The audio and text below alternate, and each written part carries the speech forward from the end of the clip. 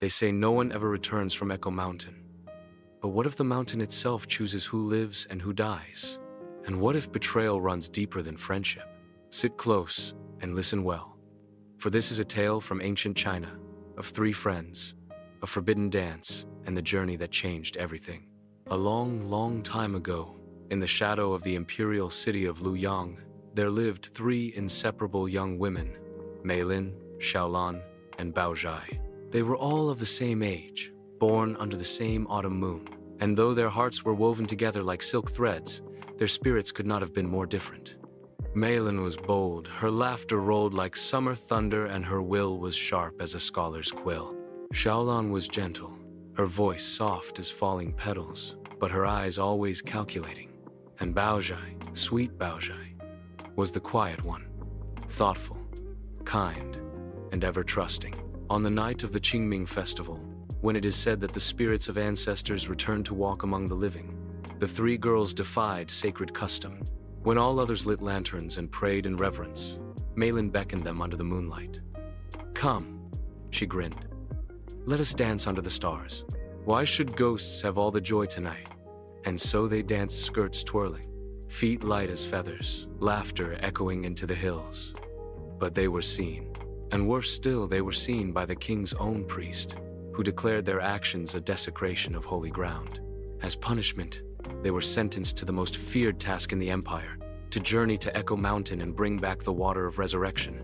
No one returned from Echo Mountain. For thousands of years, it had claimed thousands of lives. Yet legends whispered that the water at its misty peak could awaken the dead. The king, sickly and desperate to cheat death, wanted the water but saw no harm in sacrificing three condemned girls to get it. And so, with nothing but thin cloaks and worn shoes, Meilin, Xiaolan, and Baozhai were cast out of the city and toward the jagged teeth of the mountains. At first, they walked together, but soon, old suspicions crept between them. "What if the king only pardons one of us?" Meilin whispered one cold night, stoking the fire. "Better one than none," Xiaolan murmured. Baozhai looked between them, her brow furrowed. "We've always had each other. Why would we change now?" But trust had already withered. The next morning, they agreed, or pretended to go their separate paths, believing that alone, they might reach the water faster and claim glory for themselves.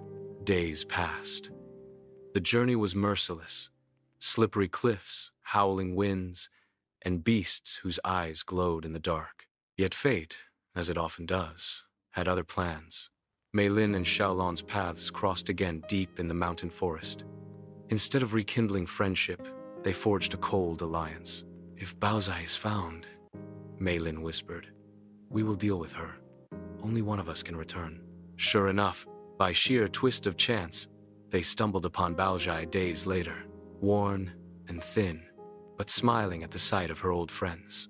She embraced them without hesitation. She never knew of their pact. Together, they reached the summit where a crystalline lake shimmered under black clouds. It was said that this was the pool that held the water of life. Meilin and Xiaolan, masking their intent, turned to Baozhai. "Sister," Meilin smiled sweetly, "you are the most careful of us. Would you go fetch the water?" Without doubt, Baozhai nodded and waded into the icy waters. She filled a golden vessel and returned, handing it to them with trembling hands. Before she could step out, the skies cracked a blinding lightning bolt, split the heavens, and struck the lake. Terrified, Meilin and Xiaolan fled, abandoning her to the water. As they ran, breathless and wild, down the slippery mountain pass, greed boiled in Meilin's heart. Without a word, she shoved Xiaolan hard. Xiaolan's scream echoed across the cliffs as she tumbled down and disappeared into the abyss. Meilin clutched the vessel tightly, panting, victorious, but her triumph was short-lived. From the shadows crept the mountain's guardian, a massive spider whose eyes burned like coals. Known in ancient tales as the Keeper of Balance, it hunted those whose hearts were tainted with betrayal. Meilin's screams were swallowed by the mountain as the spider's fangs silenced her forever. Back at the lake, the lightning subsided and silence fell. The waters rippled, and from their depths rose a figure robed in white light and crowned in willow leaves. The spirit of life itself. It looked upon Baozhai with kind eyes and spoke softly. "You, alone, have shown purity of heart. Even in betrayal, you shall be lifted. With a wave of its hand, Baozhai was brought safely to the shore, her wounds healed and her soul blessed. She journeyed home, the sacred vessel cradled in her arms. When she entered the king's court, the courtiers gasped in awe. She poured the water of life, and the king, frail and dying, drank, his health restored instantly.